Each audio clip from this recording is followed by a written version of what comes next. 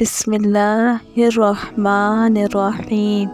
شروع اللہ کے نام سے جو بڑا مہربان نہایت رحم فرمانے والا ہے۔ ہر جنازے کے لیے اپنی دکان بند کر دینے والا غریب درزی، جب اس کی وفات ہوئی تو کیا معجزہ کام ہوا۔ لکھنؤ بازار میں ایک غریب درزی کی دکان تھی۔ اس کی آگے پیچھے کوئی نہیں تھا۔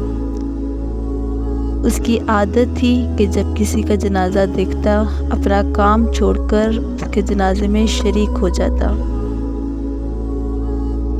کسی نے اس سے پوچھا، تم دکان بند کر کے ہر بندے کے جنازے میں شریک ہوتے ہو جبکہ تم اسے جانتے بھی نہیں ہو؟